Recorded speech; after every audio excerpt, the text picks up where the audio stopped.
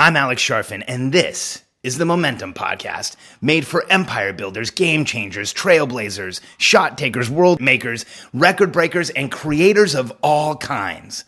Those among us who can't turn it off and don't know why anyone would want to. We challenge complacency, destroy apathy, and we are obsessed with creating momentum so we can roll over bureaucracy and make our greatest contribution.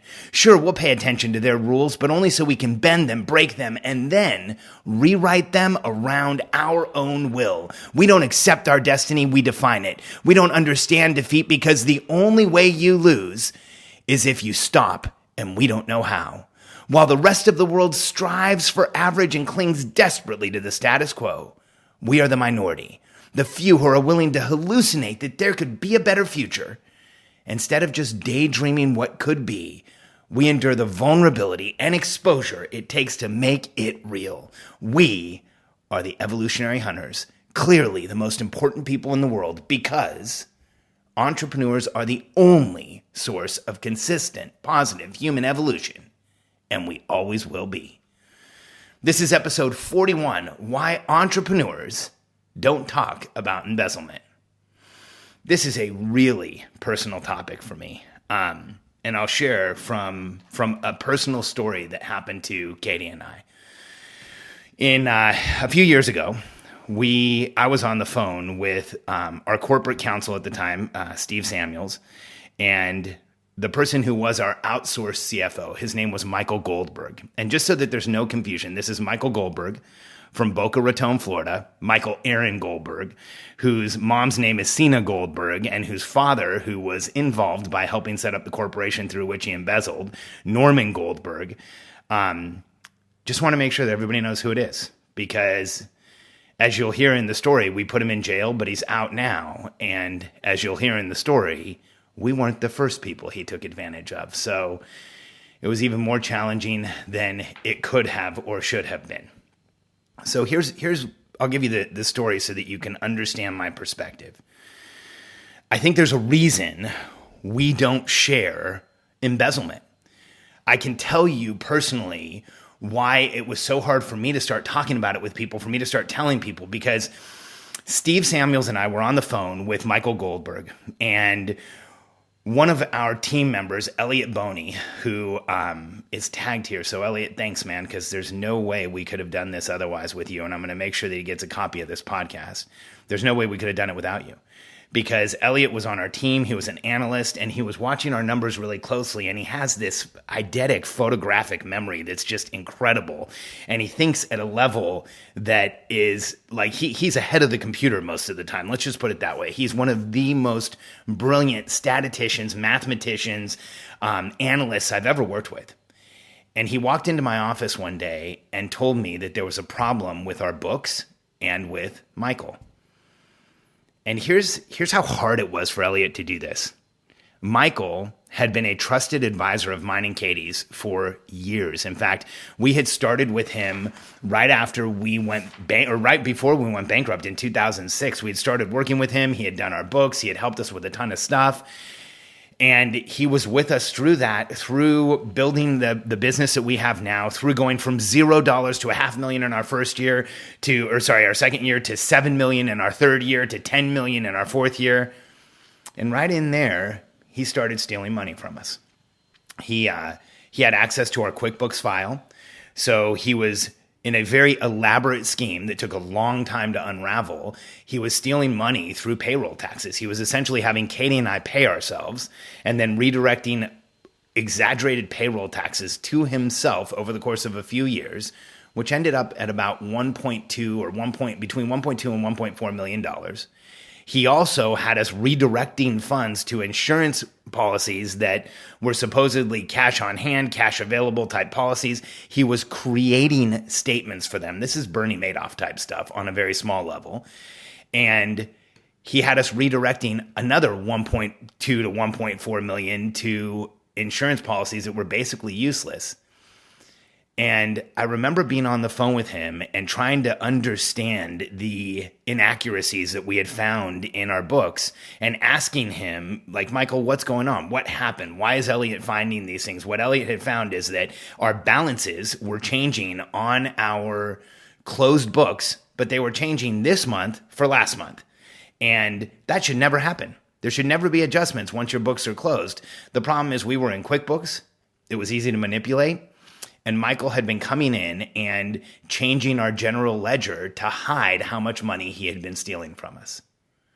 So he took it out as payroll taxes one month, then he'd come in the next month and switch it to office expenses or furniture expenses. And Elliot found it, discovered it, and figured out how he was doing it. When I was on the phone with Michael, I could tell that there was some type of a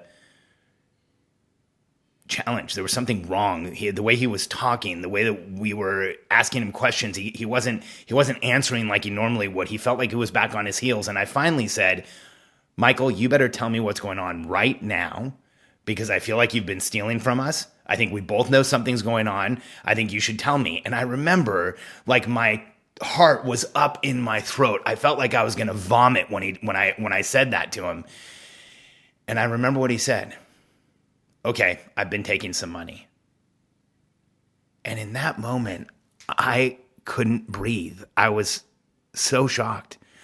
This was somebody that Cadey and I trusted. This was somebody that Cadey and I asked for advice. This was somebody that we had as the trustee on our will to help our kids should something ever happen to us. And here I was on a phone call with him in the afternoon, standing out my garage, and he told me that he had stolen money from us. And he first admitted to $90,000 because that's what Elliot had found. But over time, we found that his embezzlement was closer to $1.2 million.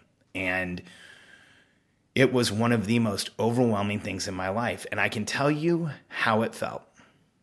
In the moment that Michael told me, I felt anger and rage and all of the things towards him. But I also felt ashamed and embarrassed. And like I didn't want anyone to know. And like I felt I was so exposed and so foolish to let this happen to us. And here I was, a consultant, somebody who had helped people grow billion-dollar companies, who had advised some of the smartest people in the world, who had worked with people who had done amazing things. And here I am running a $12 million company, allowing tons of money to get embezzled out. I remember my first instinct was, how do we hide this? That didn't last long. Because the next day we decided that we were going to figure out exactly what was happening. And I entered into this negotiation with Michael to keep him out of jail. At least that's what he thought. Once he admitted that there was an embezzlement, I told him that the only thing was going to keep him out of jail was to show us everything, to tell us what happened, to give us the information. So we actually requested, and he sent us his bank statements for years because he knew he was caught.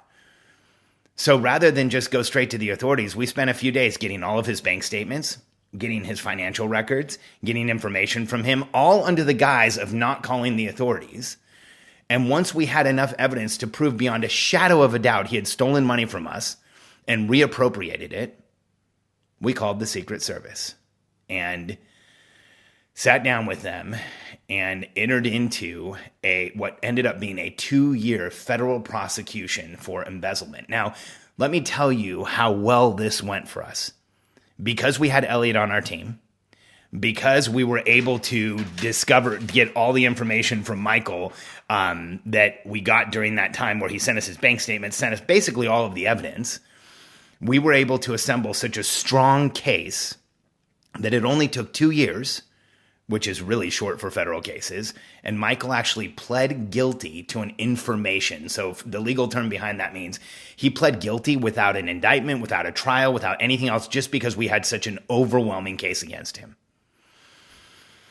I remember when we were putting all this together and when Secret Service agents were showing up in my office with guns, and when we had to turn over all of our corporate records, not just to the Secret Service, but to IRS investigators as well. I remember the feeling when we found out that the money that had been misdirected to insurance policies, this is how crazy things were. Not only did we have $1.4 million stolen from us by Michael, We had paid about an equivalent amount into insurance policies that he had literally just made up how they worked. And so instead of us paying money into policies where we had the money on hand, where we could pull the money out, they were these long-term, terrible policies. We couldn't get any money out of them. But he had deducted the payments to the insurance policies from our taxes. So not only did we find out that we had 1.4 million embezzled and about the same amount misdirected, we ended up paying taxes on the second amount. So not only did we lose it, we had to go back and pay almost $500,000 in taxes on money that we no longer had. It was all devastating. And here's why I'm sharing it with you. Because 90% of companies get embezzled from. 90%. And a huge percentage of company failures are due to embezzlement. And embezzlement is one of those things, just like being told you're dyslexic or bipolar or depressed or you have ADHD or any of those things, that we immediately want to hide and shut down and not share with anyone and not talk about. But I'm talking about it with you because just like being told that you have ADD or depression or any of those things, if we would just open up and talk about it, we would find out how many people around us had gone through the same thing. And you may too, or may already have had. For those of you who haven't, embezzlement is one of the most devastating feelings you can have. I remember once Michael admitted that he had embezzled from us, and once we started working with the Secret Service, in my recollection, the best way I can put it is all hell broke loose. The Secret Service started interviewing all of our team, including Elliot and a bookkeeper that we had at the time, Ginger Nixon, and all kinds of other people. They had to go downtown and sit in a Secret Service interrogation rooms. The Secret Service went out and got like security camera footage of Michael sending us faxes of him actually in the act of embezzlement. And it was crazy because as the person being embezzled from, I remember feeling like I couldn't trust anyone. I remember feeling like the whole world was out to get me. I remember feeling like I shouldn't believe or listen to or really put any weight on anything anyone said, because here was this person who I trusted so much who was stealing money from us and taking it right away from Cadey and I, even though he was paid really well and he was one of the most trusted people in our lives. And I'm sharing it now because I think we should all talk about stuff like this. We should name the person who stole from us. You know, we went through 2 years with the Secret Service, and I remember being told that we were going to have our day in court. But it wasn't really like a full day in court. There was no testimony, no witnesses called. There was no actual court case. What happened was we went in and Michael pled guilty to an information. He basically said, yes, I did it based on how much we provided. And I was allowed to get up for a couple minutes and share where we were coming from. And I got up and I shared with the court what it felt like to be embezzled from. I remember, I don't get nervous when I speak in public, but that day, my knees were shaking, my palms were sweating. Just being near Michael, I wanted to jump across the table and beat the crap out of him. I wanted to destroy him. I was so angry that day. And I remember getting up and telling the court how I felt and how he had stolen from us and he had gained our confidence and that he had done it before.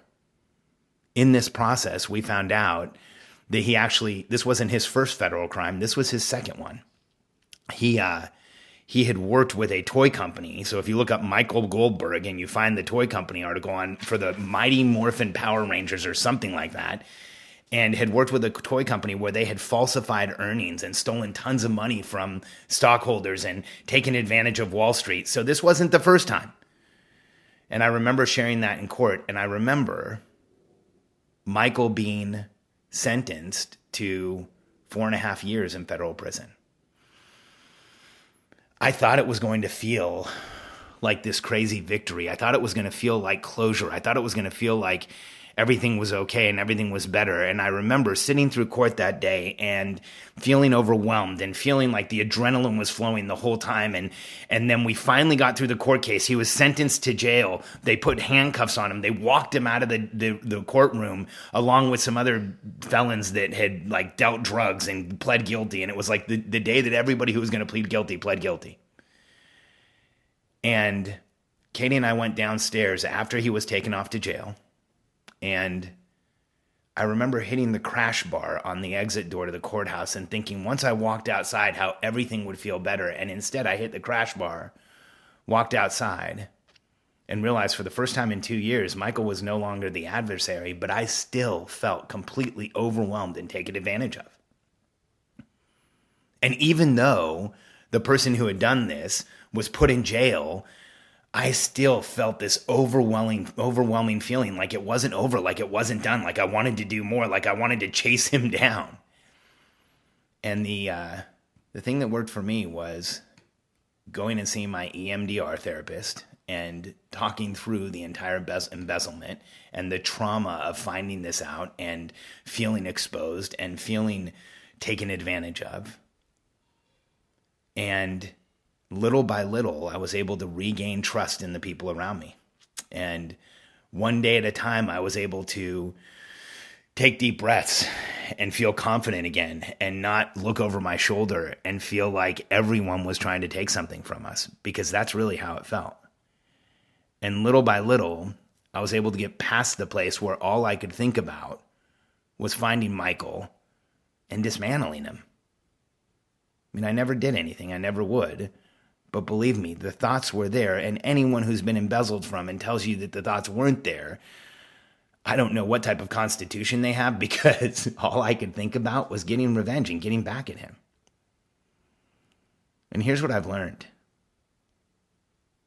When someone embezzles, when somebody steals, when somebody puts themselves on that side of morality, you don't have to do anything to get back at them. They destroy their own lives. You know, Michael took money from us, and we got most of it back. We were the lucky people who were embezzled from. We're still getting money back. He had bought some investments that are now being liquidated, and we're getting the money returned to us. And we had to sue him in Florida. We had to sue his father. But it's all getting put back to where it was. And we're getting, not all, but a lot of it back. And what I've realized is that those people who make questionable moral decisions like that, they only hurt themselves. Like, we were hurt, but I can rebuild. Cadey can rebuild. We've rebuilt a lot of our wealth. We've put that money back where it was. We've created momentum again, and we have some of the most amazing clients and people around us in the entire world. And Michael's a convicted felon who recently got out of prison. His life will never be the same. And I've stopped feeling like I need to go out and get revenge on him. I've stopped feeling like I need to go hunt him down. Every once in a while, the thought might creep in, I'll be honest with you. But these days, for the most part, it's gone. But I'm sharing this with you today for this reason. 90% of businesses will be embezzled from. 90% of us will be taken advantage of in a way that causes us shame and frustration and makes us want to hide and not tell the world around us. And a very high percentage of us will be told there's something wrong with us, that we have a disease, a disorder, something that's not okay. Many of us will be told the same thing about our kids. And here's the fact: the more that we communicate and share what makes us uncomfortable, the more we share the experiences in our lives that make us feel vulnerable, the more we help each other. And getting through that embezzlement and the court case and the meetings with the IRS and the Secret Service was so stressful that Cadey and I got sick. Cadey much more than I was. And we had trouble getting through that period of time. And it was operational drag and a momentum killer like I've never felt in my entire life. Even putting him in jail didn't bring the momentum back. But here's what did. Understanding who I was. Understanding what I'm capable of and who I can help. Rebuilding our business around our clients and the change we want to make. Sharing, like I am with you, my lessons so that other people won't have to go through them. all of that started bringing us back to where we could create momentum. So for any of you who have something you're not sharing, something that you don't tell people, that thing that makes you embarrassed, that thing that makes you hide, the fact is there are so many people going through exactly what you're going through. And the more you share, the more you tell the people around you, the more you unload that, the less you own it, and the more it becomes something that you can help the people around you with rather than something you hide from and keep inside. And this was definitely one of the most difficult things that I've ever been through. But I don't know that I would change it, because it showed me that my wife and I have a resilience that very few people have. It taught me that what makes us feel vulnerable, what makes us feel like we should hide, is exactly what we should share with the people around us. It showed me that regardless of how smart I think I am or how great I think I run a business, that even this could happen to me. And it's made us so much better at keeping track of our finances and our wealth and making sure that this will never happen to us again. I have an amazing outsourced finance company now that handles everything for us, where we have double and triple and quadruple checks and balances so that nothing can ever happen. So for all of you, for anyone who's been through something like this, take a minute and think about, is this something you should share and show everyone else around you? Is this something you should start talking about and telling people about? I think that what you'll find is that what makes us feel vulnerable, the more we put it out there, the more we let other people know about it, the more we use the lessons we've learned to help other people, the easier things become. And I want to thank you for letting me share this with you today and for listening, because this was one of the most difficult times in my life. And if anything I've said today can help you through one of the most difficult times in your life, then I think that that's why it happened, and quite possibly why it was worth it. Because if we can take that terrible time, that exposed feeling, that vulnerable place, and I can share it with you to help you get through the same, I think that's exactly why we're here as evolutionary hunters. That's why you and I are part of the same tribe. We all go forward faster together. And what makes us vulnerable creates momentum. And from the beginning of this podcast to right now, I actually feel better. I feel lighter. I feel like I've released something. And I'm sure that in future podcasts, I will share more details about the embezzlement, how we found it, what it felt like. But for now, I just want you to know that that thing that you've been hiding, the thing that makes you feel vulnerable, the thing that you've been keeping stuff down, is probably the thing that's going to help the people around you the most. And I want to thank you for listening. If you haven't yet, subscribe to this podcast, the Momentum Podcast for the Entrepreneurial Personality Type. And if you can, take a second and leave us a review. I'd love to know what you think. And if you have a minute, go to freemomentumbook.com and download the Entrepreneurial Personality Type book. If you've related to what I've shared with you, I think it's going to tell you more about yourself than anyone ever has. It's a quick read. I can't wait to hear what you think. Thanks for being with me here, and I'll see you tomorrow.